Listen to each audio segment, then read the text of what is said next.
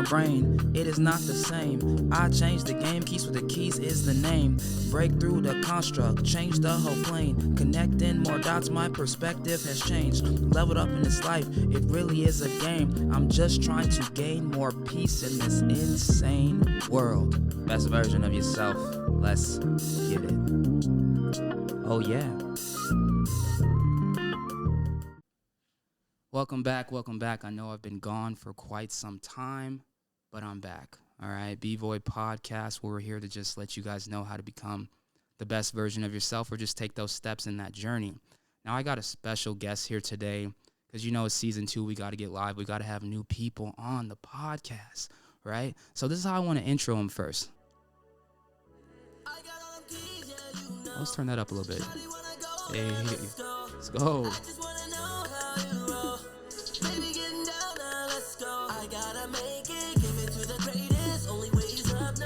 All right, I can't give you it all.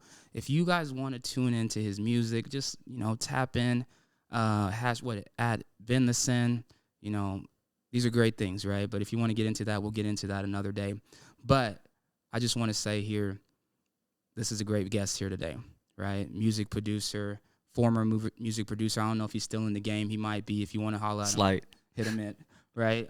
Slight. Rapper, he's on his own tracks, but he's also, you guys, he's also a father. He's also a golfer. He's also a break dancer. He's been in the game with that long time, right? And he knows a few things about insurance, so we'll get at him about that as well. But anyways, I want to start this off like this. You know, a lot of us have complications pursuing our passions. And I like to say, as an observer of the game and humans in existence today, you know, it's difficult for us to pursue our passions. We have a lot of fear factors, that risk, but we don't understand with risk there's reward and growth is in an uncomfortable zone. And so how did you just start taking steps into, I don't know, doing a lot of the things that a lot of people, it would be hard for them to do?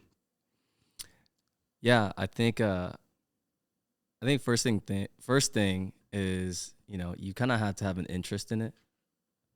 I think people, you know, by nature, they like to do things that they like. So for breakdancing, you've known me for a while, I breakdance, and I like to dance. Breakdancing was just like one of the best version of dancing, you know? It's like if you want to be a great dancer, you kind of think like, what are the most great dancers? You got ballet, you got, you know, and subjectively they can be all different things, right? But for me, I was like, man, like the way I should be able to move my body like that, like it just looks powerful. You know, it looks like the best. Right? Or like when you go to like you go look at the Olympics and stuff like that, right? Yeah. I don't know if you know this, but breakdancing actually this year just got inducted into the adult Olympics. I did just become aware of that. That was crazy to me. Yeah, that was it started at Youth Olympics, and then now it is going into, you know, the main Olympics, which is kind of cool. And it has a lot, you know, also breakdancing has a very heavy root in like history and how it got brought up and how it ties into, you know, Black culture and minority movements and stuff like that. So, yeah, that just, you know, caught my attention. I liked it. I started doing it, and, you know, I try to compete at a very high level, you know, with a couple of our buddies who you seem to know. Shout out to Taj. Shout out to Taj. But yeah, and then, you know, I think for me, as my life move on, I tend to find out there's other things that you can also love and want to do, and not just one thing. I mean, I think somebody always say, like, you know, if you want to be good at something, be good at like one thing and just go for it. I think that only applies. I don't know if I should say only, but I think that applies more heavily in like the working environment. As far as hobby wise, you can have plenty of hobbies and be good at them, you know. But if you want to be professional, that's your work. That's now your one and go to. You bring the bread home, so you kind of have to put everything into that one category, right? Yeah, I feel it. Would you say that the blueprint for being successful in any type of passion, with either it's doing music, golf, breakdancing, or any other field that you decide to go into, would you say the blueprint is kind of the same, even in the workspace? Like if you want to be the Yeah. best at something, would you say it's the same? Yeah. And I think everybody needs to have their own definition of success and what success looks like to them. Because when we talk about success, you often think about the very institutional term of success. Like you have to be, you know, the best of the best. Mm-hmm. I think people they take that and they don't really understand. No, we're trying to just ask you to be the best version of you. Exactly. Right? I think that a lot of people, they look at competition as they're trying to outdo their peers, right? But when you focus solely on yourself and continuous growth, you're just having that battle with you and that uphill, so you're always continuing to grow. If you want to be the best in your field, one, you got to study it. Yeah. You got to study the best before you, and then you got to learn that there's prereqs to everything. Like I come from a family that did wrestling, right? And so with wrestling, that helped build my foundation for my discipline, right? And then at the same time, it's a one-on-one sport, right? If I fail, it's on me. Yeah. Nobody else. So nobody else I'm counting on, besides my coach, which was my dad at the time. And so it was all like when I'm training, I'm only training for one reason: to get better. Yeah. And to be in better shape and to dominate my opponents. And so once again, that discipline that I got from wrestling translated into everything else that I did, right? And so if I wanted to be really good at something, I always thought back to wrestling. It's like, okay, this same elements can be applied here when I draw, right? When I was drawing, I used to tell myself when I was younger, I can't draw. I can do stick figures, draw some stringy hair. Hey, stick figures are hard. Hey, I mean, there's been some. You seen the karate ones? There's some crazy ones, but I didn't know how to do the animation. But anyways, I told myself at a point in time that I couldn't draw, right? And then I was like, I got older, and I said, what are the first steps to drawing, right? And they do the box method. You make your box, you do your proportions, blah, blah, blah. And I started drawing, and I was like, dang, okay, it's getting a little easier. And I kept practicing. And then one of my biggest things was I want to be able to draw Goku, right? And so one day I was like, I'm gonna watch this video tutorial and try to mimic him like Kakashi from Naruto, right? Oh, and yeah. So I'm drawing Goku, and at the beginning I'm like, damn, that's not good. I'm a perfectionist. I'm a Virgo, right? And so You are Virgo? I'm a Virgo, September 9th. That's the birthday, all right? And so We're very close together. Do you know that? we are very close. People don't know, but now they know. I'm a Virgo too. So anyways, I'm drawing Goku, and I'll show you guys a picture of it. At the beginning, I thought, ain't no way I'm going to get his hair right, this right. But when I finished, I tell you, you guys got to do stuff that's out of your element and do things that you don't believe you can do, because when you do them, it's like, dang, what else can I do? Yeah. Right? So a lot of us don't branch outside of our comfort zone and try to learn something. If our brain is not actively learning throughout our lives, that's when our brains start to decrease, and that's when we start dying. In my perspective, you got to continue to learn, you got to continue to grow, but you also have times where you relax and just enjoy the moment. Yeah. But another thing I want to go into with, people don't know this, V, but I recently had quit my job November 2022. Congratulations. Right? Man, people have a big fear about quitting their job, and I don't blame them, right? It was a big fear for me too as well, but what I developed at my time at the airport, I can talk about TSA now because I'm no longer there. I'm no longer under that contract, right? So I'm going to speak freely. There was a lot of things that I witnessed, I seen, and I was a part of during my time at the airport that said this wasn't for me, right? But we got to understand, just like me, just like you, we got bills. I got a wife. I got all these things that I have to provide for, right? So money is the big ruling factor in this American society that we live in. Right. So through my steps in my exit strategy, I was like, okay, I got to have a plan. Right. I talked to a lot of people at TSA and I said, what's next for you? Right. And they're like, I don't know. I never really thought about that. And so that was problem number one. My psychology, observation, talking to people was like, man, half the people don't even know what they want to do. Well, what are you passionate about? Well, I like this, I like that, but I don't know how to make money with it. That's the first step. Figure out what you're passionate about, and then figure out how to generate a business behind it. These are steps, right? And so as I was talking, I was learning. And then as I was learning, I was thinking of what could I do, right? And so That's why I started creating stuff like a B-voy podcast. That's why I started diving into wrestling more. How can I get more involved with that? Because that's something that I've known my whole life. Yeah. How can I make money off of that? And so through my timeline of being at TSA, plus a lot of BS that was going on there, I developed my strategy. Yeah. Right. And I say to everybody that's listening to this, if you're in a position where you don't want to be there, you have to think outside the box. You have to learn. You have to read. You have to get around the right people that are higher in the game and within you, or that are doing what you want to do. Right. Network. Talk to people. Speaking of the network, what is more valuable, your net worth or your network? I'm a people's person, so I definitely say network. And the reason why I say that is because, like I said, everybody have their own definition of valuable, right? For me, it's definitely my network. That's just because my net worth is not it's not where it used to be. But yeah, I think people bring on value that ultimately will equate to the net worth, right? Like, I've always been a person who dies by the saying, like, if you come up, you got to make sure you build your friends up too as well. I agree. It's lonely at the top. Yeah. Like, I think Kevin Hart said this recently too. It's like, why would I ever want to be rich alone with a bunch of my friends, right? Exactly. And so when you build that network, right, and you start from the foundation, and then eventually everybody just rise together, it's kind of like you go through that journey together, and you're now not just like, oh, all at once. One day you're in the top of the hill, and now it feels like you have to walk down the hill just to bring everybody up. When you can just, be around good circles and kind of, kind of share the same sentiment to other circles that you've been, touched by. I agree. That's why I'm with you on the network. Younger in the game, when I was a little lower level, I call that age. Now I'm at a higher level, age again, a little bit more wiser than I used to be.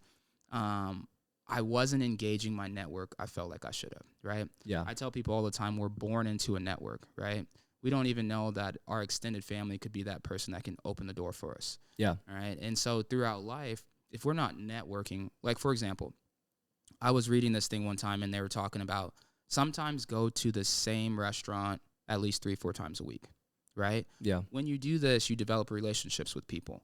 And now when you develop a relationship with somebody, they know your order, they treat you right, this and that, and then they're asking about what you do, right? When you're able to expand your network, that person that you just engaged with, friendly engagement with, and that you gain a relationship with can say, hey, I know somebody that can help you out. Yeah. Right? Yeah. And so your web extends. I call it a spider web. The more your web extends, the more you have different strings that you can go down through your different connections. Yeah. Right? So your connections can lead you to places that you've always wanted to go. But sometimes we don't even realize the best person for us is right next to us. Yeah. Right? I agree. We all have our network. And so people think about money all the time. Without a network, how are you going to get money? Yeah. Eventually, you got to get a job. You got to communicate with people. At the end of the day, without these other people in position and you communicating with them, getting your interviews, all these things, you connect, you build, right? So everything, I believe, is about the network. And so if you can get a good network, engage with your peers, go meet people, be nice to people, have good customer service, all these things help you with your impression and saying, I like him. I want him to be a part of my business. We had a good first impression together. Can you call him up? Yeah. I don't even know what he does, right? Or if he's even qualified, but I want him a part of my team, right? And that's saying you don't have to have a degree all the time. You don't have to, be the smartest person in the world, but your everlasting impressions can change the game and just being outgoing with how you are energetically. Yeah. I agree. I think it's always about who you know. Mm-hmm. It's always been the question of what you know versus who you know and what's important. And I think obviously it's a combination of both, but I think who you know really weigh heavily on how successful you become, or at least on how, on the amount of success you want to get to. I agree. Do you think when people make life-changing decisions or decisions that keep them in the comfort zone, do you think their main reason for staying in the comfort zone is just fear-based? Yeah, I don't think. See, the thing is, I don't think it's fear. I think it's just like not. I guess you can call it fear. It's called not knowing. Not knowing. The fear of the unknown. Yeah, fear of the unknown. Yeah. So I guess it is fear. But I think what it is people they don't like. Ultimately, people don't like change. Right? Yep. You get used to something, and if it's working, it's always the same. Like if it's not broken, don't fix it. Right? Yep.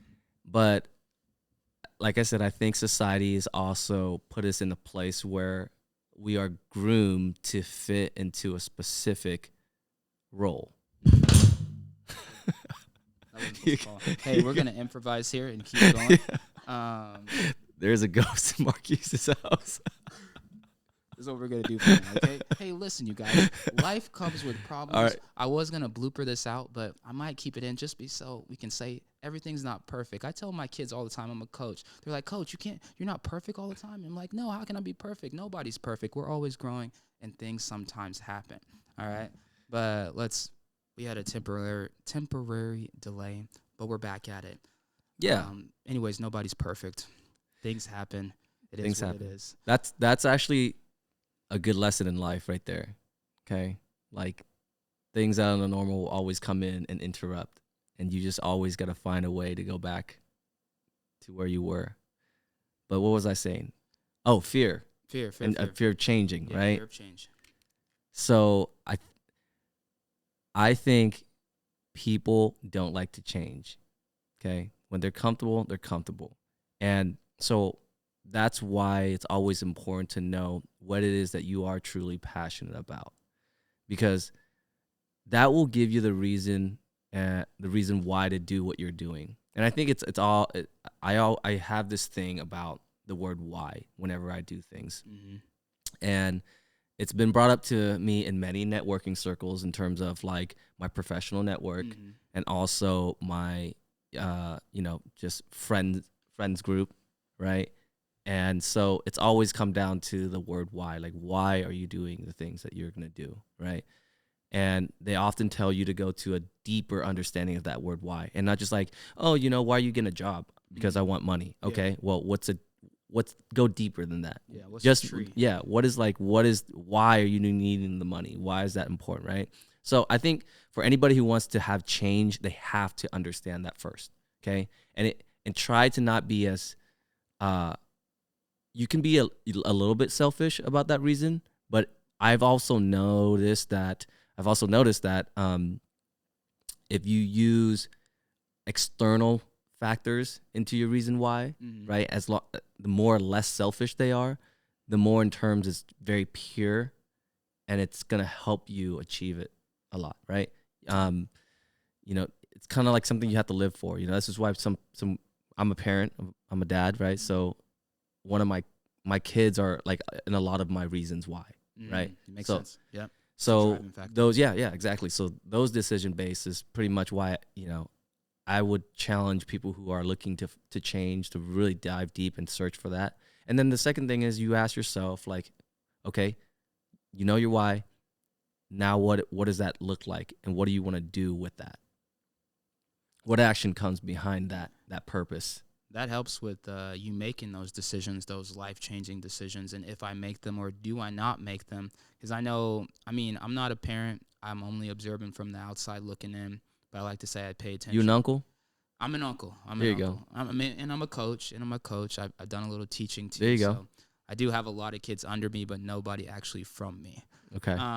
But speaking on family and fatherhood, I just wanted to ask you real quick, what lessons would you say being a father has taught you? Even your kids being around you, have you learned any life lessons or grew to deeper understandings of things as a parent? I don't take a really mental note of these things. I can tell you right now that unlike most people, I actually plan my fatherhood. So when I had my kid, I actually had it at the age that I planned to have a kid. That's what's up. So I guess, I'm great.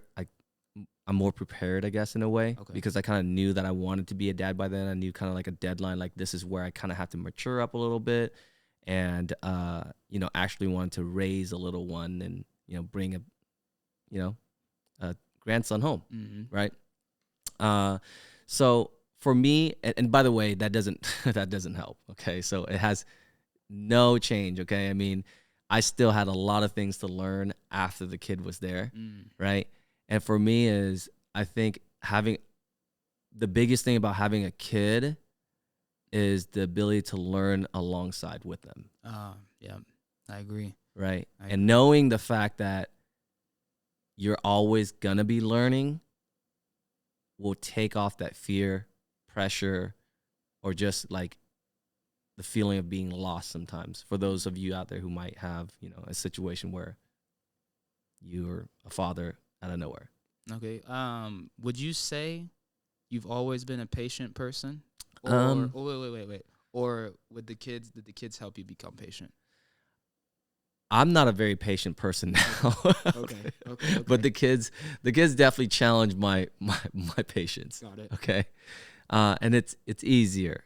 Okay. I'm also very rough. I don't know if I would say rough, but like I'm traditional, I get it. I grew up very traditional. So I kind of expect my kids to grow up a little bit more traditional. And, there's also external factors to like the environment and the atmosphere that we live in today where I can't just like, there's things that I can let slide and there's things I'm like, no, you need to know this. Exactly. Right. You got to be a little bit stern on certain things. Yeah, certainly. But yeah, I mean, I'm more patient now. It helped me with really trying to calm my thoughts and think before I speak. That's deep. Yeah, I yell. Mm-hmm. Okay, I find out like when I get frustrated, I yell, and I know that yelling is like normal. I mean, I lived in a yelling childhood, right? Mm-hmm. But now I understand it's also something that's like has to change in terms of yelling. There's a way to better communicate the message, right? Because I mean, that's just basic instinct. The kids do something bad, you just want to like da da da da, and now it's like. Kids will pick up on these things. That's the one thing I learned too. Like I look at my son, he knows when I'm like upset, right? And there's a little like you see him sink in a little disappointment upon himself. Mm-hmm. And I don't know of this, but I would assume that's harmful. Yeah. Right. Yeah. I think once again, outside looking in, there's a lot of things that are harmful, and I always. Just so you guys know, prime preparation promotes prime performance. So just like V was saying earlier, maybe he wasn't all the way prepared for fatherhood, but he was already thinking about it long term. And I think if we prepare in the sense of already imagining, visualizing, that's one of the human powers, right? Our human superpowers is already to be able to see and imagine how we would feel in certain situations and then how I would react, right? And so in a sense, you're living something. Your mind doesn't know the difference. That's what they say, right? Studies have said if you live something in your mind and body doesn't know the difference between the two in the physical, right? And so whatever you guys go do, always be prepared for it. Sometimes you can be outgoing and just like spring in the moment, but if it's something important in your life, it's best to prepare for it. So you're not struggling, you're not stammering, you're not stuttering, or you're like stressing out super hard. That ages you a lot faster. If we can do more deep breaths and less stress, that's the key. Yeah. Right. And so that's why I say patience is a big factor in this life, right? Because people are going to test you. They're going to test you, not just your kids. Your kids are definitely going to test you. 100% facts. But people are going to test you, and it's how you react. Because a lot of times you'll get tested for a reason. And I believe that, Earth itself is here as a learning position, right? As a human, you're learning constantly. And a lot of times you can be pulled into different zones because people test your patience, and then now you're yelling, now you're angry. And it's like, I look at it as a parent, not a parent, but a future parent. Do I want to be yelling at my kids? It's something that sometimes I might be, hey, right? Because they've got put into a dangerous situation, right? And then after that, I say, maybe I explain to them, I yelled at you because of these reasons, right? I don't want nothing to happen to you and for you to not be living anymore. Yeah. Right? That would destroy me, right? And so sometimes I believe you can give lessons to kids if you do it and if you explain to them why you did it. Always give like these reasonings, and so now they can comprehend for themselves. And when they get older and they're learning things, now they know why. Now they know why. Well, maybe I shouldn't eat this candy over this apple. For what this reason of this is more beneficial, this might make me tired, right? Now you have a purpose for understanding of what you're doing on it every day. And so throughout this journey, I always say, always reflect, right? There, my young fatherhood V would be like, this is how I reacted, right? But as he gets a little wiser, he's experienced a lot of things. He's built his experience points as a father. Then he says, okay, I got to do things a little bit differently, right? And that brings me to my next question. Have you ever been into a point where you felt like the same thing kept repeating, right? And if you did, how did you get out of that loop or go third person and say, I've been here before, let me change my reaction? Has that ever happened to you before? Yeah, many times. Many times. Yeah. Yeah, and it's not just with kids; it's with everything. It's with work too. Okay. You know, I think what happens is that when you go through situations like that, you just didn't learn from last time, and you didn't prepare it again. Exactly. It's a basic example: waking up late. That's one of the biggest things that I tell a lot of people who are trying to change their routine. Even myself, sometimes I've gone on a good streak of like waking on time where I want to wake up on time. And then, life just happens and there's things that I have to finish up at night and I don't go to sleep on the time that I'm supposed to. Right. And then I get off track. And so taking mental notes of like the failures and going back and reflecting on that really will help you with, what comes next, or if it comes around again, because, it's the saying, you don't want history to repeat itself. Exactly. But oftentimes it does, and that's just, it's normal. I just want to say that all these things are normal, right? Because you will never be perfect. Okay. But it's always good to have an ideal mental log of how your own operating system works. Right. What's that saying? They say, fool me once, shame on me. Fool me twice. Where's the rest of it? Fool me once, shame on you. Shame on you. Yeah, fool me twice, shame on me. Yeah. Right? And so I always think like when we make mistakes, a mistake is not a mistake the first time. Yeah. Right? It's just you just don't know. Something that happened and then you're like, oh dang. But if it happens multiple times, that's when it's the problem. Right? You're not actively growing and evolving to get past situations. Like everybody, for the most part, has played some form of a video game, right? When you're playing, if you can't get past level 1, you making some mistakes. Yeah. Right?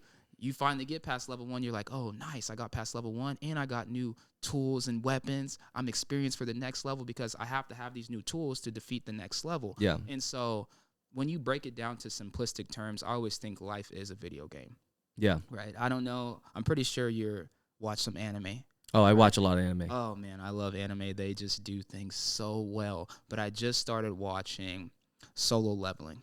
Oh, I just saw that on Crunchyroll, actually. Oh, V is so good. It's so good. The hype for this anime was in the manga. I had a friend that he was like, man, you got to read the manga. It's so good. It's so good. And I was like, yeah, it probably is good, but I ain't going to read the manga. I'll wait till it comes out, right? And if those of you guys that don't know about Solo Leveling, I'll put a video up real quick. But there's always this picture of this big statue, right? And it's sitting down in its throne, and it's got all these other statues that are smaller. And they show like, oh, these are the best animes, and they're looking up to the king, which is Dragon Ball Z or Naruto or whatever, right? But that picture is from Solo Leveling. Okay. Right? And so I remember I'm watching the show, and I'm just like, it's pretty good. Animation's pretty good, all right? And this is where the game changed for me.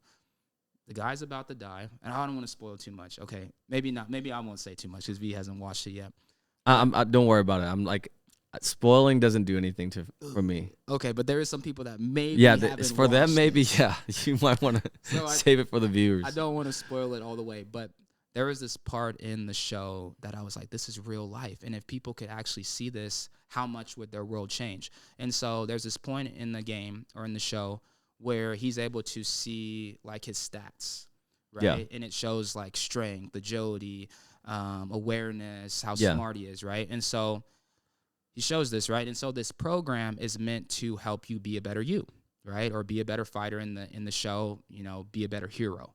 Yeah. And so it shows his stats. And so as I'm looking at this, I'm like, damn, wouldn't that be dope if we could see our own stats? We're Oh, looking up there 100%. like, okay, that's our stats, right?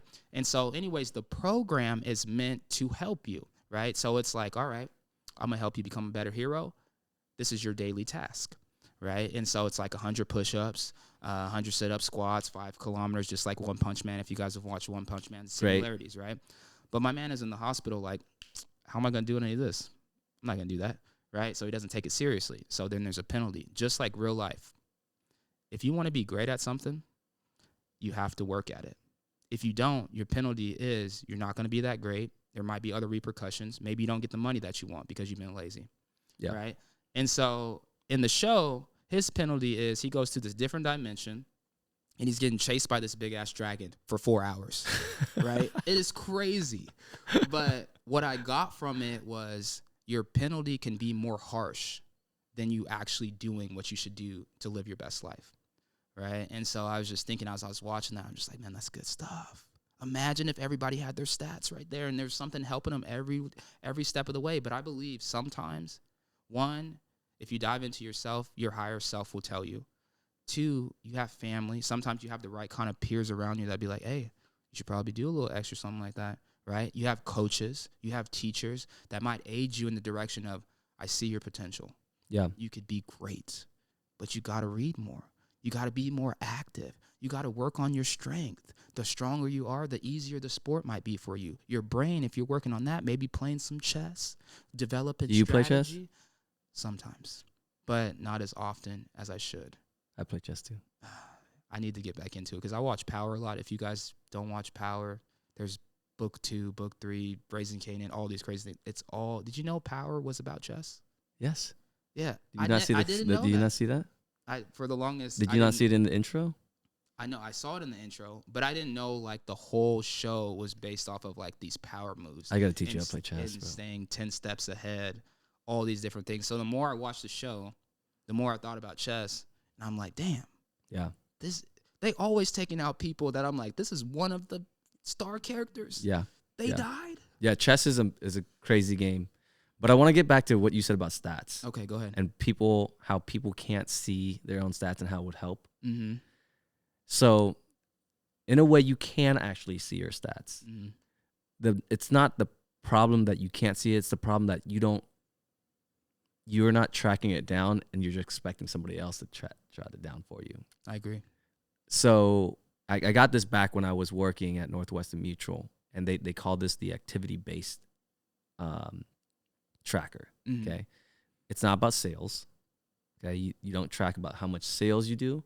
You track about how much activity you do in that day, and then you wait for the sales to correlate to those numbers, and you can see if you do that many activities, just like how many push-ups, sit-ups in a day, you'll get how many sales, or you get how big your muscles here, their legs, arms, chest, whatever. You'll see the results, right? Yeah. And which is, in sales world relates to sales. So a lot of times, anybody who wants to like level up their game, I'm telling you right now, get a notebook, okay? Wake up, whatever it is that you're working for, track those activities that you're putting towards those things. And it'll let you know for a fact if you're doing enough, not enough, or you're doing good, or you're doing crazy amount of work. Yeah. Right. And I'll speak on this real quick too, because a lot of people that know me in the wrestling world, I achieved being a state champ as a sophomore year in high school. And even after I got that feat, my dad was like, what, is that enough? Right?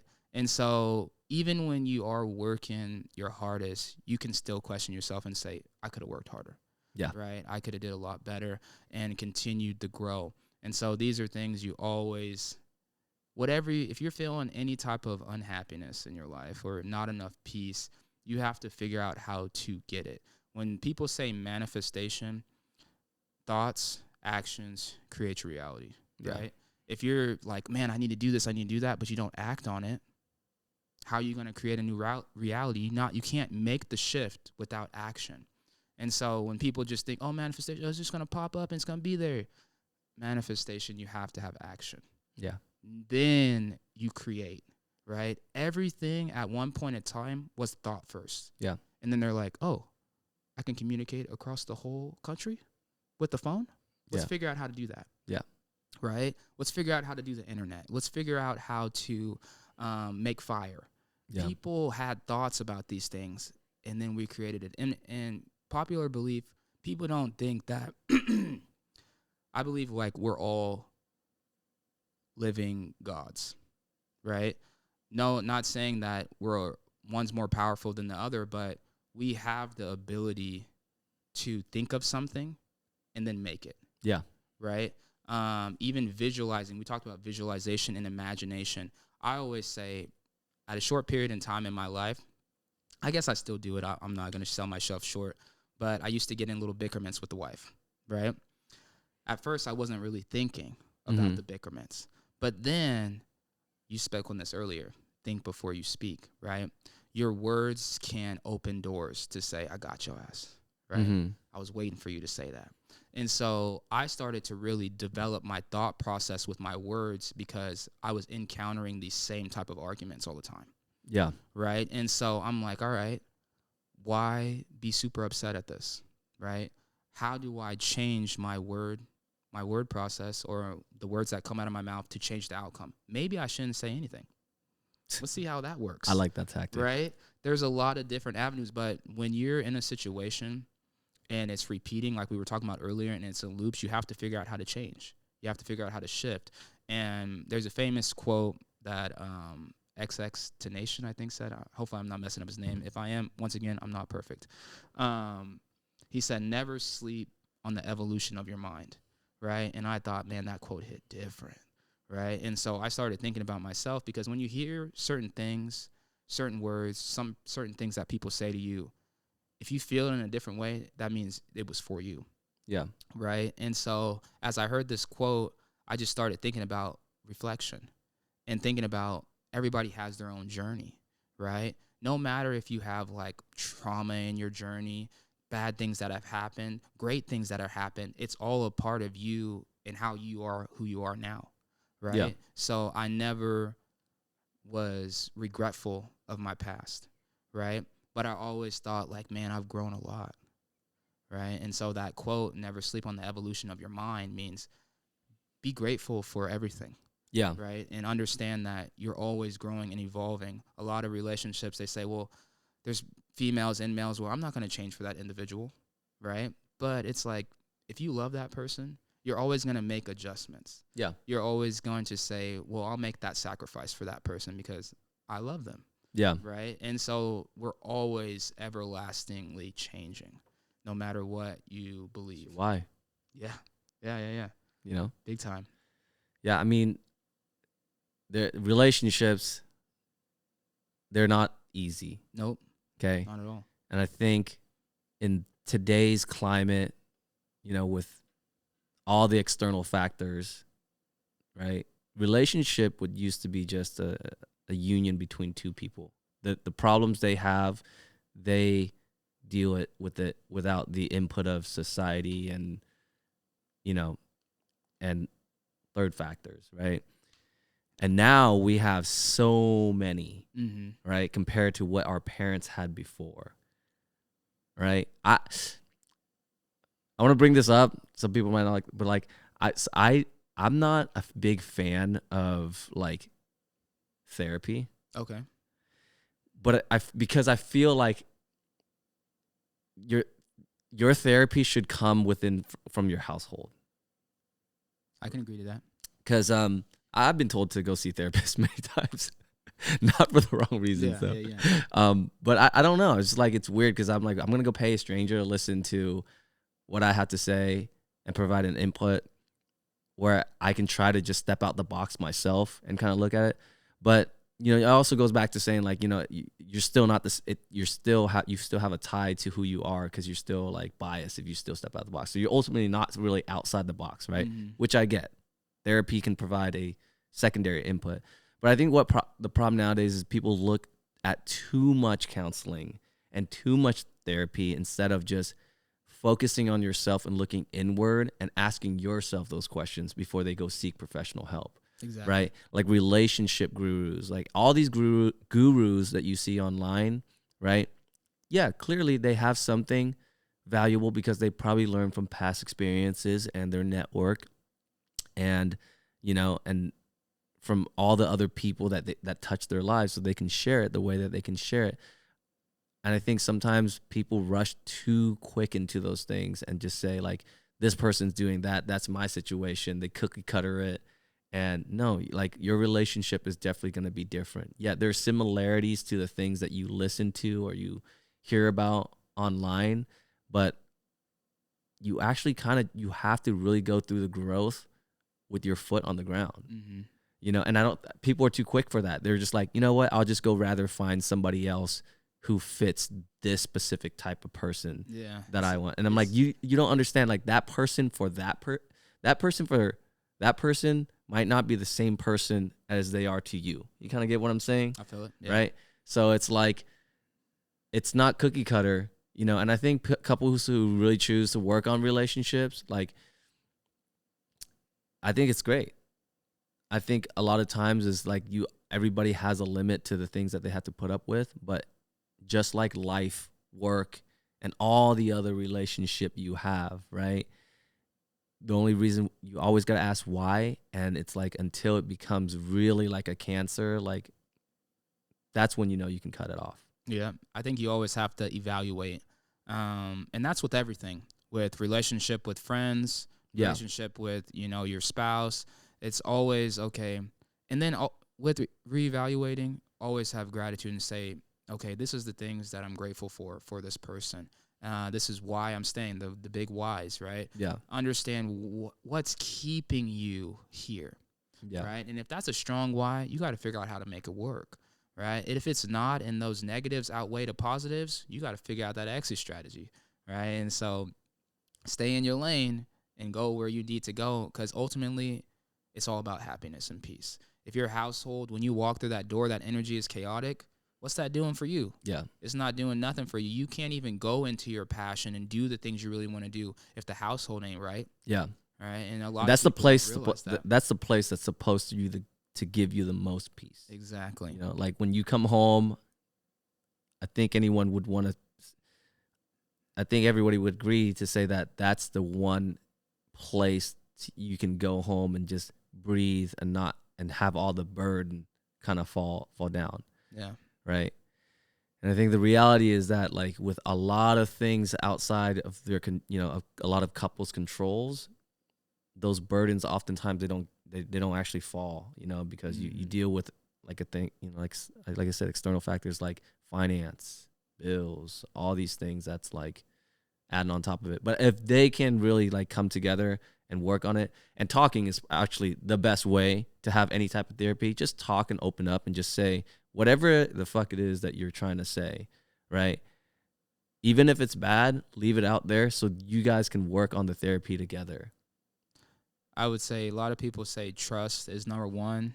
It is high up there, but in my book, I say communication.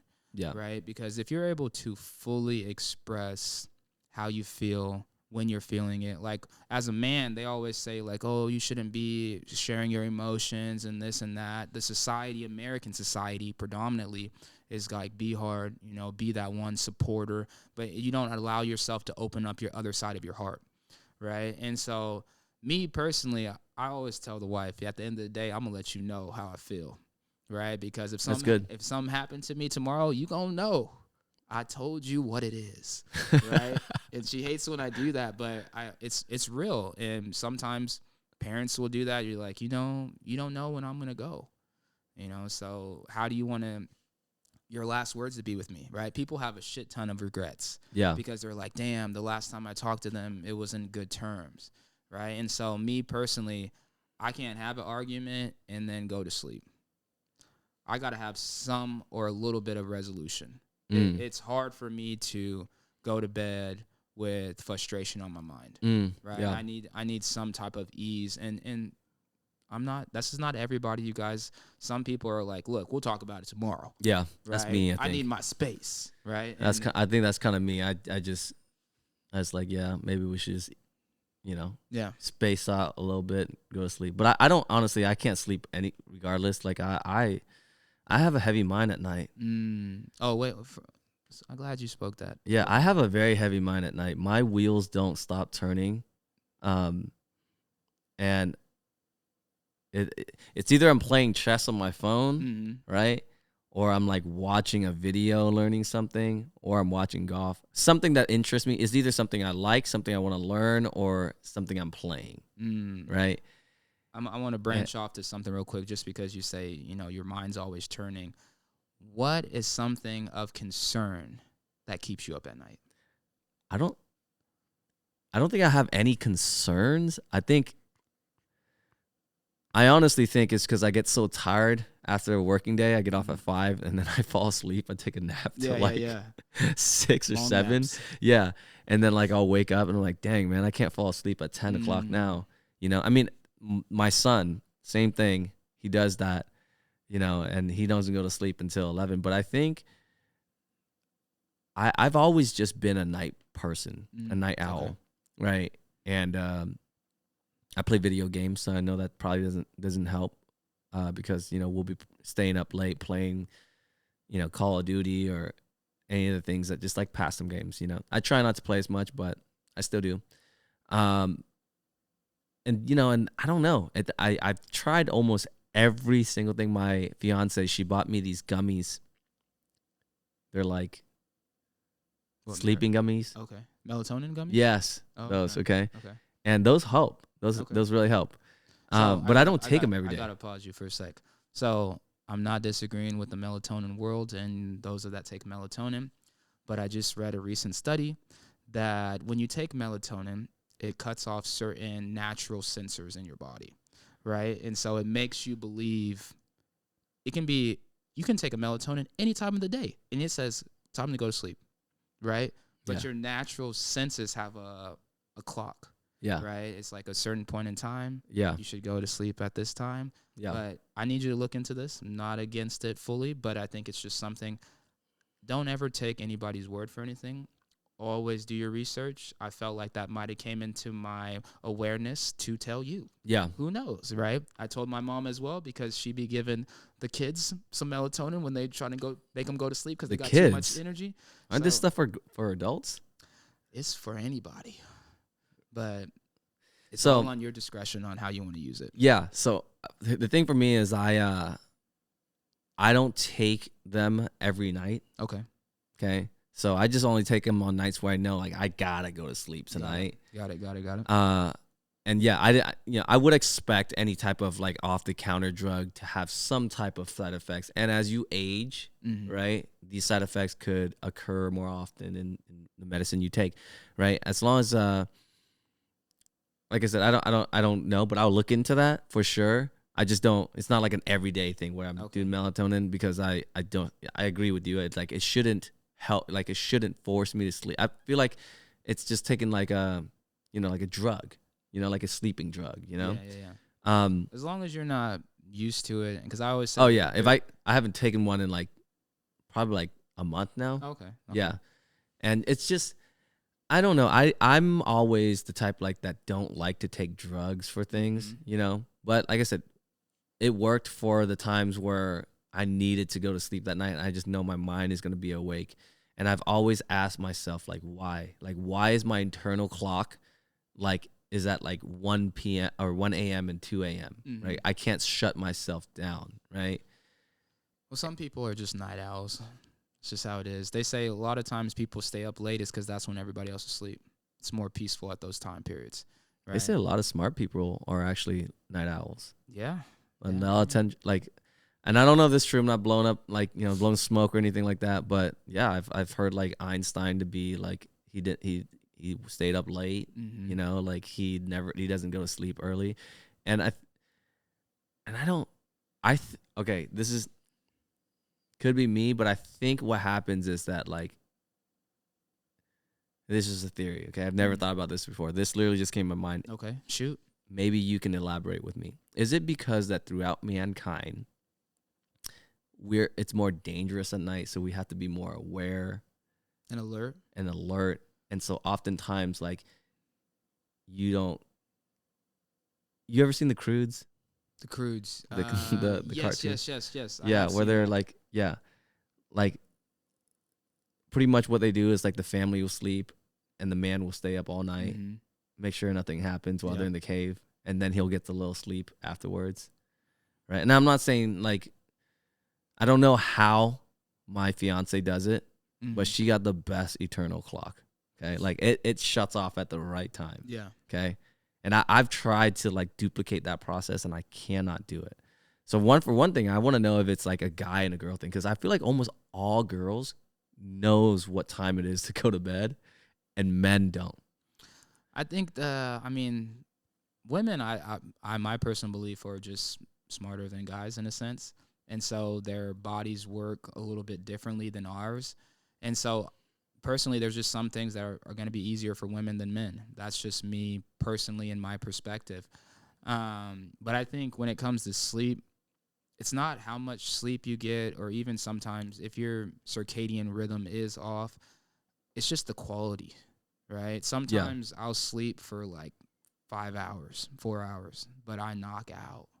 And it's like I've slept for 8, right? Really? And then on top of it, like, most people know that I've tuned into the podcast, watching my content.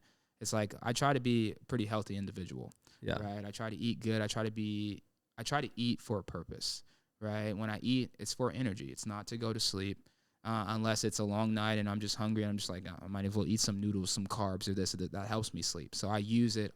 I try to hack food in certain ways to make me induce my body into certain states. Yeah. Right. And so with eating healthier, when I do go to sleep or when I don't eat as much, I even have better quality sleep, because I feel like American society is the one that created breakfast, lunch, and dinner. But when you think about breakfast just means break the fast. That's it. And so what you put in your body next is what's going to be a driving force for the rest of your day. When I think about school, it's like the breakfasts and stuff. It's like, all right, cereal, breakfast sandwiches. It's like that was probably killing my brain. Right? Yeah. And not making me as productive as I wanted to be at school. But it makes me think, it's like, okay, the schooling, American society with schooling, right? All these things that they implement, from the food to even you're an 8-hour day, this is a job. I tripped off of this the other day, right? I was watching this video and this son comes to talk to his dad. He's like, Dad, I go to school for 8 hours, right? And he's like, yeah. And he was like, you go to work for 8 hours, right? He's like, yeah. And he's like, so isn't school a job? And he's like, yeah. So why do we have to bring work home? Yeah. Why do we have homework? Yeah. Shouldn't that be a thing we can figure all out in the 8 hours of the day? And the dad was like, damn, that's pretty good. I need to go talk to the principal. Yeah. Right? And so I always think like this, the programming of American society with the foods, with what they do, because I mean, all schooling is preparing us to work for somebody, right? To follow the lead. And so all these things I feel come into play with affecting our sleep and this and that, throwing us off because we're stressed. All these things, I feel like it's programming. It's programming us to be a certain way. And that's why I think ultimately we started this off with like, it's important to pursue your happiness, to get out of that 9 to 5, because it's all about school, which is preparing you to work, and then you get your job, and then you have the little breaks that you have at your job, then you come home, you eat or you sleep, and then you repeat that shit, right? You have little time for vacation. Like other countries, they have way more vacation and leave. Most countries, but here in America, it's slave your ass. Slave, work all them hours, go home, be tired. You don't got time to do nothing but eat, sleep, take care of your kids, maybe see them for 20, 30 minutes. Then you putting them to sleep because I need my peace. And then I'm going to sleep. And then I'm repeating that stuff, right? So 2 days for a weekend, ain't no way. Yeah. We just, on the way up here, we were talking about like, time to ourselves. Like my fiance, she knows me well. She's like, you take on too much and you don't have all the time in the world. Like there's not enough time in the day for you to do everything that you want to do. And I think about it and I'm like, yeah, I think you're right. Cause ultimately I don't I have too many things that I like to do, and it's just not as much time. And when I choose to, to do those things, I take that time out of my sleep. Right. And that's like, I go to the gym, or I go to break dance, or we'll practice, or we'll go golfing and stuff like that, or like, there's just way too many things. Besides taekwondo, and at nighttime is the only time where I can have that personal thinking space. It's like I told you, like Run DMC in his bathtub when he's recording all his, his thoughts. And I think that's from literally from like 10 to 1 is like those 3 hours is the time that I get to myself, where I can just like either record a quick, vlogcast, or play some video games, play some chess, read a book, study, those type of things. And yeah, I mean, I think I sometimes I do kind of step back and say, like, am I like doing too much? But you kind of have to ask yourself, like, are you capable of doing this? And I tell a lot of people, like, if you're not capable of doing this, like, don't do it. Like, just focus one thing at one time. For me, I've always been kind of like, I've been juggling many plates, and it works for me. I would like to sleep a little earlier, and I don't know how I'm a heavy sleeper too, but sometimes my 5 hours do not feel like my 8 hours, dude. Yeah. My 5 hours feels like I need another 3 hours. And I'll step in to say this too, that there is days where you're going to need more sleep, and for the reason of that is you've been doing a lot. When people are sick, they sleep more. Oh yeah. Right? And I'm not saying you're sick, but like when you're going and you're doing a lot, your body's exhausted, right? Your mind is strained. Your mind is exhausted. So like there's going to be days where you just need more quality sleep. Yeah. You need more to recover, right? Everybody needs recovery days, not some recovery days, right? And to really replenish, because once again, 2 days ain't enough. We should get 3 to 4 at least. Yeah. Right? 3 to 4. Because first day we like, damn, I only got one more day left. Yeah. Right? You need 3 to 4 days for our leave. Right? And I guarantee workers would be happier. They'd be excited to come back and work, right? All these things would benefit, but it's all about, I believe, in American society, it's about that dollar. Oh, yeah, 100%. How much can I make you work? How much energy can I get out of you? Yeah. Right? And that's why in prison they call us, we're in cells, and they basically say that we're batteries. Yeah. Right? Or they charge us with batteries. That's a right? crazy concept. Never thought about that. And so they take our time away. Yeah. Right? And they say time is the real currency. If we can take that away, time is the real currency. That is a big, like, damn, I can't see my kids. I can't do this anymore. I can't do that. That's why, know the law, make sure you don't get into too much trouble. Understand there's some risky things that we might do because of the environment or mindset that we're in, but just always think twice. Yeah. Right? Because one hiccup, they take your time. Yeah. But I wanted to speak on this too, because we were talking about the leveling up thing. Just a quick story, because you said video games, right? Did you ever play PUBG? Yeah, I play PUBG. All right, so I'm not that great at shooting games, and every time I played PUBG, especially when I was going one-man team, right, I always got nervous. I start shaking. Oh, God, I don't know where they at, right? And so anyways, at FedEx, shout out to Sua. Sua was one of the best PUBG players I've ever played with, right? And at the beginning of the PUBG journey, I remember him like, oh, Marquise, you play? He's like, you got headphones? You want to play with us? And I was like, man, I don't got no headphones. He's like, all right, I got your headphones, right? And he's like, it's okay. You don't got to be that good. I'll backpack you. And for those of y'all that don't know what backpacking means, it means he's going to carry the team. And I was like, all right, we'll see, right? And so I'm playing with him, and anybody that played PUBG, if you get shot, you're wounded, you're kind of crawling. Yeah. Somebody could come save you and then shoot people, right? And so let me tell you, he was backpacking us, 100%. I would get shot, and he's there. He's like, I'm there, Marquise. I'm coming. Boom. He shoots like 3-4 people, comes and saves me, and I'm just like, damn, he's really backpacking us right now. Yeah. Right? And so what I learned from him is there's certain people in avenues of life that are just at way higher level. Oh, dude. They study it. Oh. They know exactly what to do, when to do it. And I remember him telling me, he's like, Marquise, how big is your TV? And I was like, I don't know, like 50 something. He's like, that's your problem. You need a 15 inch. Smaller. You need a 15-inch monitor. Yeah. And I'm just like, why? He's like, you can see everything a lot better. And I was just like, ooh, that's smart. He's like, Marquise. Point of view. Yeah, the point of view. He's like, Marquise, what's your sensitivity at? Sensitivity? What are you talking about? Yeah. Right? He's Lower. like, that's how fast you can move your gun, right? Yeah. And I was just like, damn, he's like, yeah, you need Yeah. to watch this one guy on Twitch. He will tell you everything. And he studied the game, right? He was a great shooter, first-person shooter, third-person shooter, video game player. At the time that PUBG came out, he was top 10.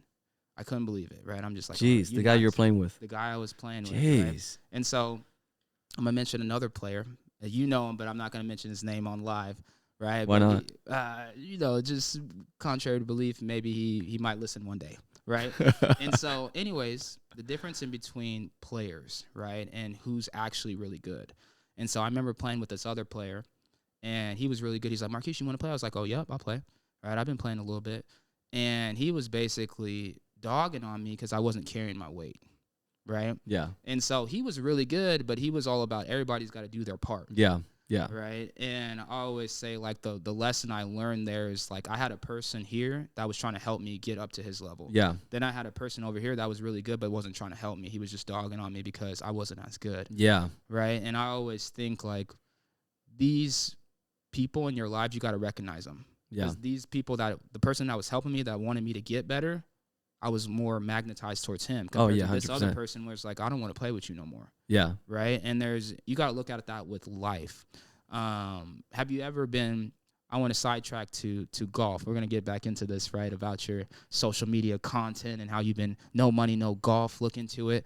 But when you started in your ventures with golf, did you play with some people that were really good that gave you some pointers, or were you just playing with people that was just like, yeah, no, I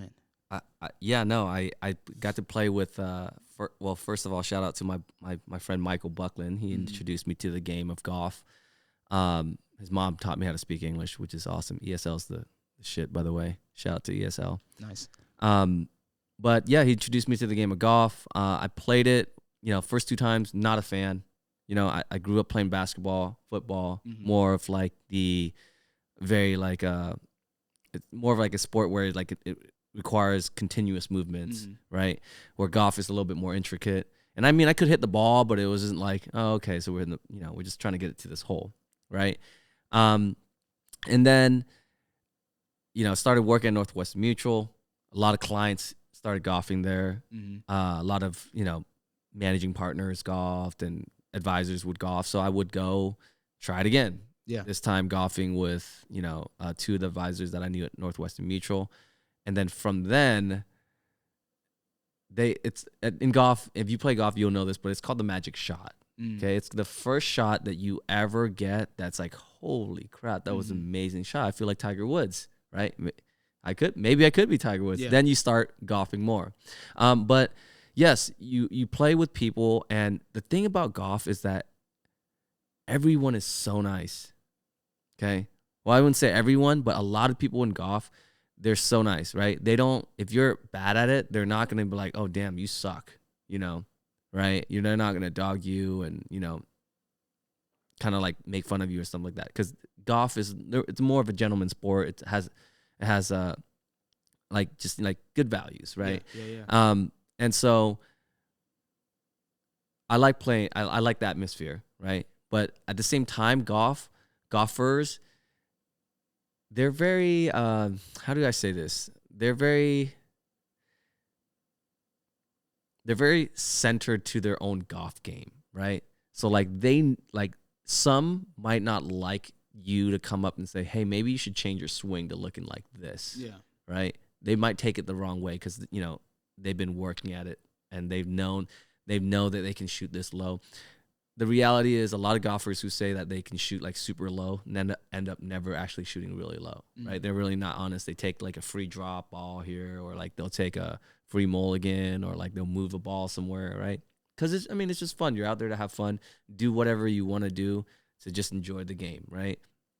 But I think what happens is that, yeah, certain players, like they don't, golf is just a game where like you can go out there and just be yourself, and no one's ever going to say anything about your golf game. And no one's ever going to give you any type of like advice unless you ask for it. Unless you're like, oh, hey, how did you hit that shot? Or how did you make the ball spin like that? Then they will go ahead and offer that advice. It's not like we're in a video game, you know, we can tell you like specific, like, oh yeah, this will help you with this, right? Because golf is more of like a physical kind of thing. You know, it takes practice. It takes, you know, repetitive steps. It takes mental notes, right? And so like I said, golfers, they all have a lot of pride, you know, and you know, even sometime for me, I'm now like a kind of like mid 80s, okay, golfer, which is like really good. I supposedly I'm like within the top like 3% of golfers or something like that. Well, I'll say this too, just to sidetrack a little bit, but consistency is key. And my man's been out there practicing, for the last 2 years, going against other players, and he's competitive. Right? Yeah. I haven't been physically there, but I feel that from him.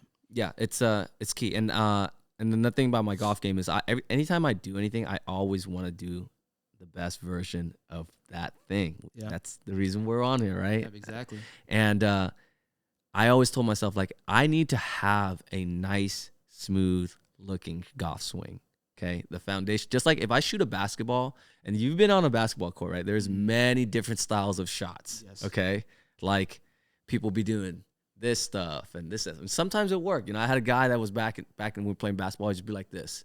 You know, I'm like, it looks weird, you know? Yeah. But it goes in, right? So that works for him. But for me, it's like I've always thought about the fundamentals is always not recreating the wheel. It's about just learning how the greats did what they did and just looking at what they do to kind of duplicate the process. Kakashi. Yeah. Right? So I just told myself, like, yo, if I want to be really good at golf, I gotta have a golf swing that looks good and is consistent, right? And because I found myself going on the golf course and playing, and I found myself playing a lot of golf and not practicing a lot of golf. There's a difference, okay, people?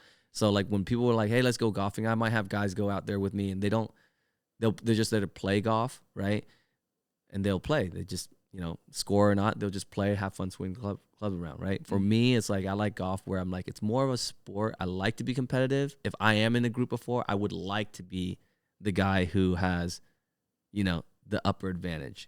As I was saying, so like if I'm playing golf, I like, and we're in a group of 4, I like to be the best. Anyone, I love competition. Competition brings out the best side of me, okay? Right? It brings out, you know, personal records. It brings out things that like I might not know that I can be able, it unlocks something for me, right? So, you know, it always comes back to being practice makes perfect. And I found myself a lot when I first started playing golf in the first 2 years. I just played a lot. And I'm like, dang, I'm not hitting the driving range at all. You know, like I might score low, but it could just be a lucky day where the ball just landed wherever it landed, you know? I think if you play anything a lot, you just are naturally going to get better. 100%. Like quick one for you. I wish I had the time to play more pickleball. Oh, dude. But listen to this. So I hadn't played. I know how to play pickleball, but I haven't played like competitively with good people. So the wife was like, "Hey, we're gonna go play pickleball over here. Sign up for this tournament. We're gonna work together. Blah blah blah blah blah. Right over here in Lacey." And so I'm like, "Oh yeah, we're gonna play together, be teams. We'll do 4 kitchens, 24 kitchens. Yeah, 24 kitchens. Yeah. And so I'm over there, and we happen to sign up for the wrong session, right? And so we are playing with the pros, so to say, like the higher level people, right? And then we find out also you don't pick your team. You have to be with somebody else. And so I'm playing with these people that are fierce, right? And I'm pretty upset because I'm a competitive person. My wife goes out, hey, you can do it. And I'm just like, I like the support, but I feel like I'm getting set up for failure here. Yeah. Right? And so I go out there. I'll tell you guys, I played about 7 games. I was 0 for 7. Very close to winning a few, but what I thought, I always got to find positives in everything I do, right? I said to myself, all right, these people here, they play every day. Mm-hmm. I got close to winning a few games with playing once every blue moon. Yeah. What does that say, right? And so even though I lost and I felt some type of way, I said if I practice even 2 times a week, yeah, little things that I was understanding as I was playing was like, okay, I can't go forward. I got to stay back. Yeah. Right. I was getting to certain balls that I know half these old geezers over here would never get to. Yeah. But their technique was better than mine. Way if better. I had their technique plus my agility and speed, I'm killing them. Oh, yeah. Right. And so even sometimes when you guys don't have success in whatever you're doing, find out just the reasons why. Right. Then if you actually want to excel, you just got to practice more. Or you got to play more, just like V is saying. Get out practice. There, play. Practice is the exact same thing as I said earlier. It's called the activity-based tracker. Yep. Okay. Remember, yeah.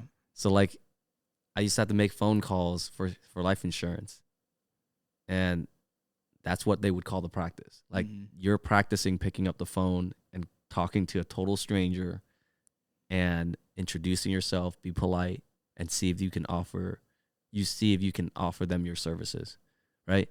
And there are going to be times where you're going to get some people that would be like, F you, yep, get off my phone, get off my line, delete my number, this, that, and the whole third, right? But it doesn't, that's just like when you hit a ball somewhere and it's like lands in the sand trap instead of the green, right? Yep. So you go into those things. But yeah, if you do anything consistently, and I think that's why like I have such a wide variety of things that I'm good at, just because I do them consistently enough.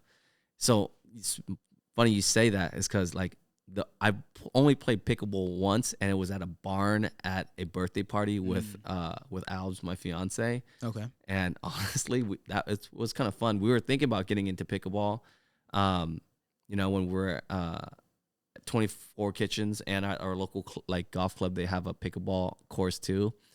But never actually got to play it, but it's on the rise, dude. Well, pickleball is getting really popular, especially out here. I'll tell you though, if you really want to get into it, I have about 6 pickleball paddles, and I have the wife just won at her job function the raffle ticket for a whole kit.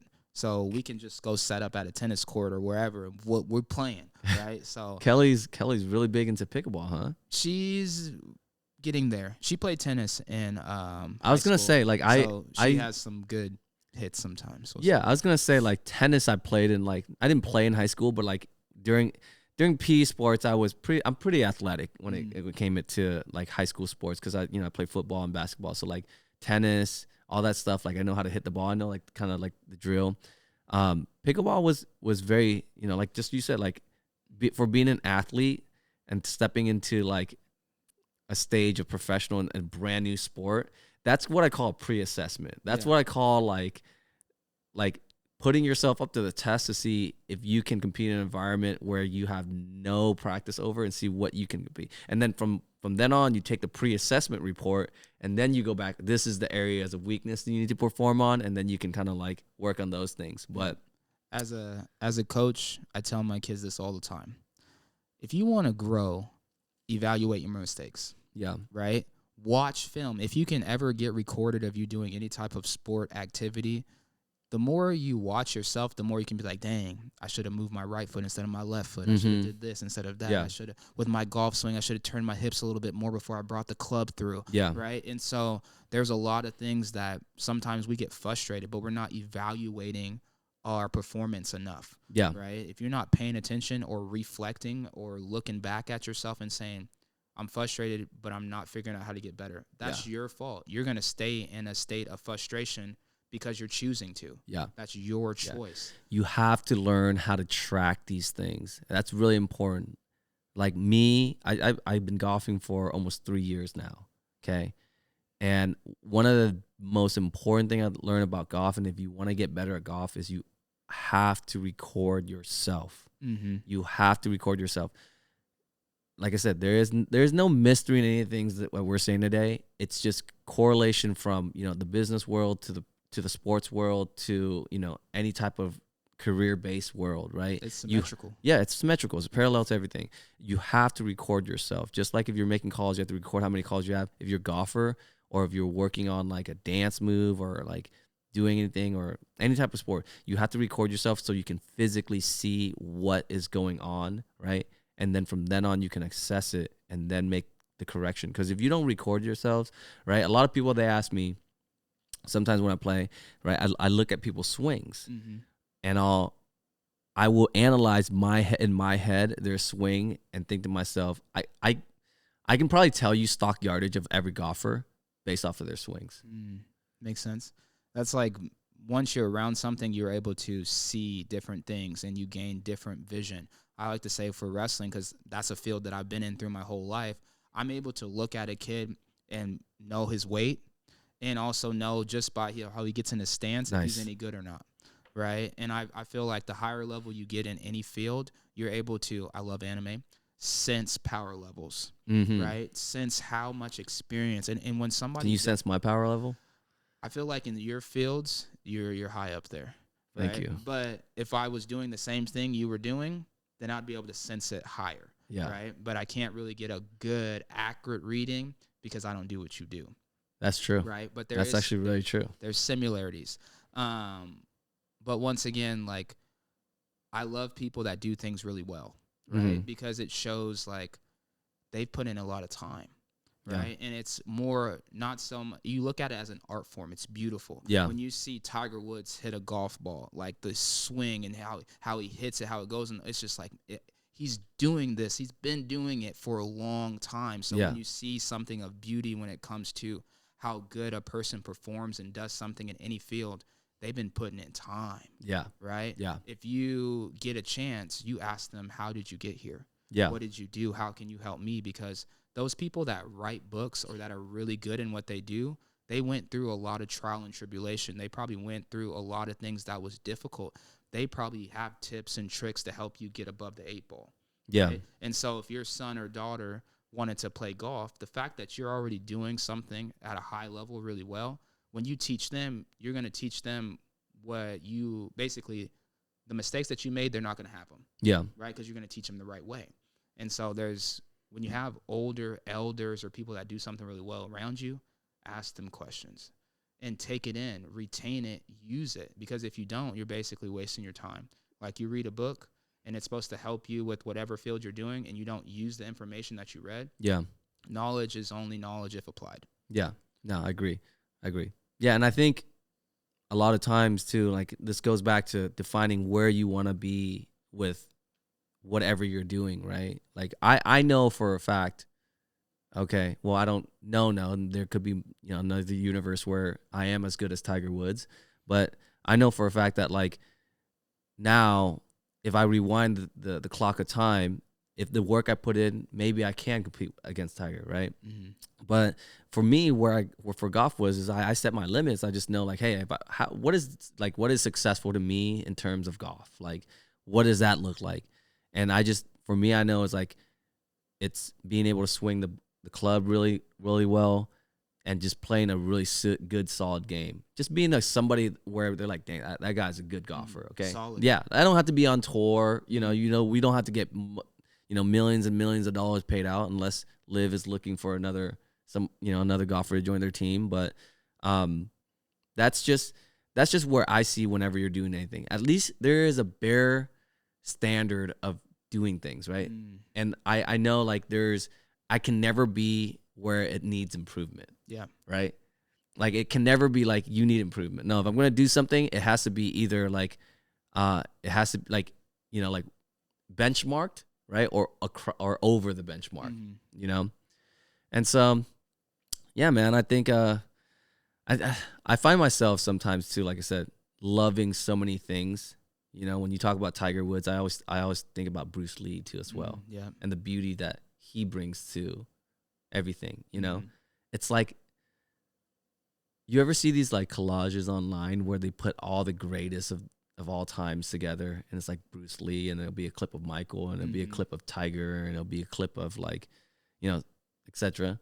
Right? And it's like, you kind of have to ask yourself, like, what is the one thing they have all in common, right? Yeah. And Kobe also up there, right? Yeah. Also said it, like, you kind of have to eat, sleep, and do these things. And I always tell people, like, yo, if that's really what you want to do, right? If you wake up and you're like, I want to be the best of the best of the best, that's the work that you have to put in. Yeah. You have to eat, sleep, drink it, lead it.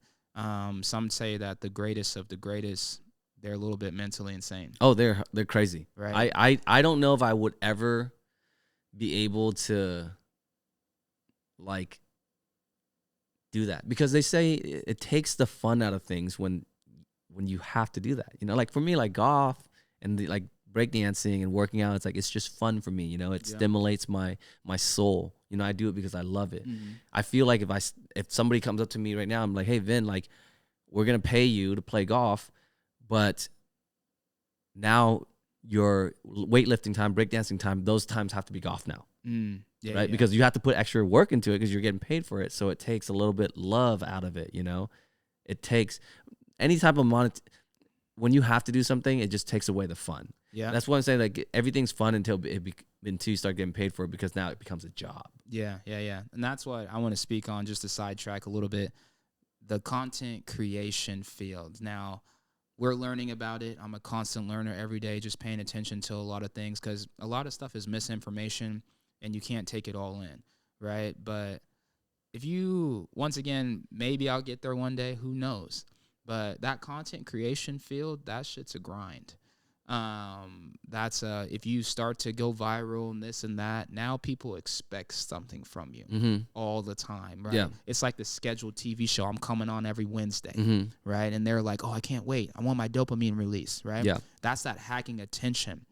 When people love what you do, or they even love what you sell, there doesn't matter how much it costs, they're going to go get it, right? And when you think about TV programs and shows and business, they're selling the psychology of things, right? Yeah. That's why with my content creation, I try to be as original as possible. Yeah. Right? I try to go off of my own experiences, things I've learned from my peers, life in general. I try not to copy, but I try to learn from the blueprint, right? And then make it my own. They say you can have the same invention idea as me, but I acted on it and put my style into it. Is that stealing your idea? Maybe a little bit, but I made it my own, right? And so some people will have the haters. They're like, that was my idea. But they're going to be like, well, he did something with it. Yeah.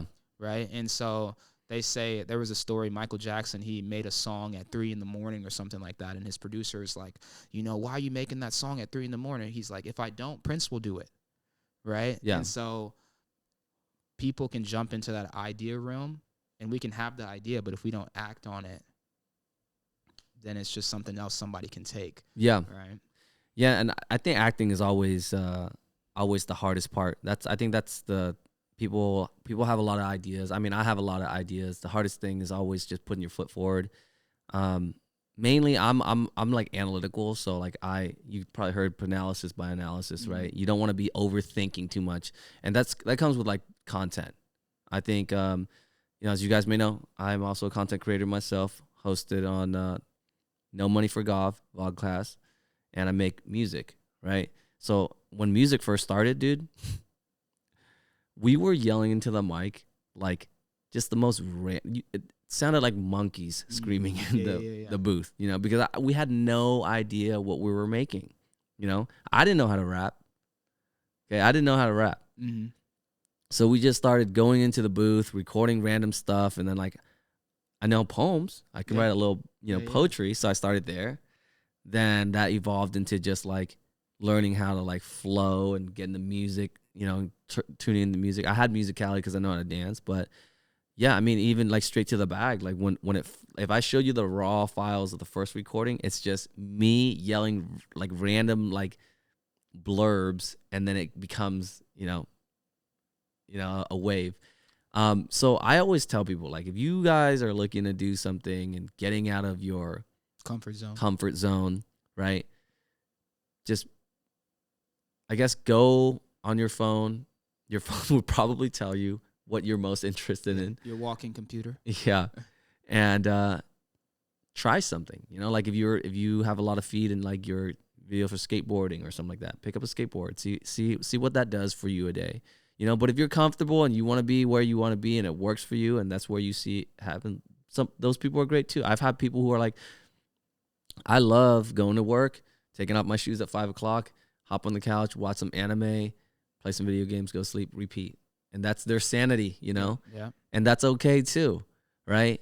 For people, I think always for me though, for like those high achievers,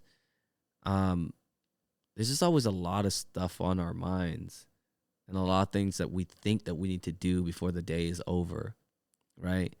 And speaking of like video content creation, I haven't created like videos in like a week. I've actually lost track.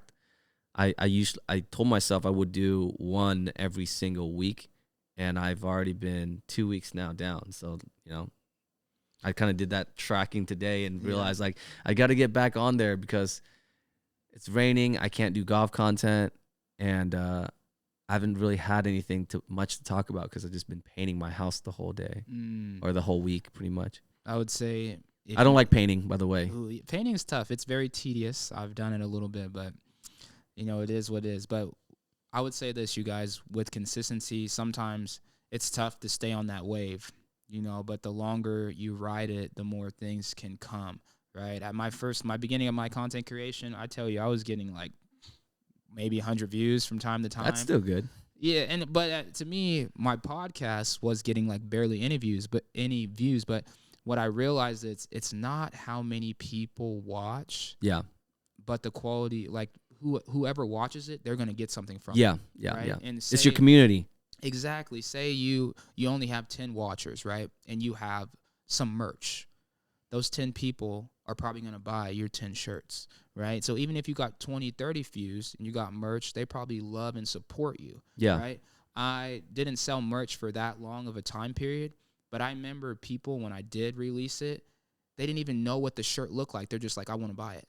Yeah. Right? Because sometimes it's not about what you have. It's just about support. Yeah. Right? People want to support you. So whatever you do, if it's content creation, whatever it is, always try to create something that people can invest into you, right? People would ask like, well, how can I help? I got this question all the time. They're like, well, what can I do? You know, how can I invest in you? I'm just like, damn, I need to like thinking about these questions because if somebody does want to invest in me, this is why they will invest. Yeah. Right? And so we have to have these thought processes. A lot of us want to be bosses, CEOs, but we don't know what it inclines. Yeah. Right? If in order to be a certain way, to be elite, to be high level, you got to know and think like high level people. Yeah. Right? I always say, I drive this question to a lot of people. What happens if you win the lottery? Right? And the most common answer I get, well, I'm going to buy a house. I'm going to get a car. I'm going to do this. I'm going to pay off my debt. Now that I've learned about rich people and the way that they think, it's all about investments. Yeah. It's all about not negatives, but positives. Yeah. Right? I try to look at my life as investments, right? If I go invest my time here, it could benefit these people and me, right? If I go invest in some food, it's going to benefit me in this way. So I don't look in terms of spending. Yeah. Everything for me nowadays, for the most part, is an investment. It's going to help me in some way. It's not going to be a negative. Right. And so when I think about winning the lottery, I'm thinking about, okay, I'm gonna do this side mission here because I wanted to do it for a long time, but it costs me money and I don't have the money to do it right now. But this side mission is going to make me money. Right. Yeah. And so all my missions are going to help me build my foundation to give me increased income. Right. And so that's what I look at things. People are like, Marquise, what would you do if you won the lottery? I say, I'll go home and go sleep. People don't believe me. Right. But I'm just like, money would no longer be an issue for me. Yeah. And now I have a sense of peace for that area. Now I can strive and grow in different areas. Now that money is not a problem. Yeah. I agree. I think a lot of times, money dictates what you do in a day. Yeah. 100%. Right. Money dictates all your behaviors. And I think everybody is trying, like if just so you guys know, money is not real. Okay. So it's all an illusion that's been created to keep society in check. I agree. It's big programming. I always say what if money didn't exist? I always say if money didn't exist, there obviously would be some type of bargaining or trading. Like, we go back to the barter system. Yeah, the barter system back in the days. Right.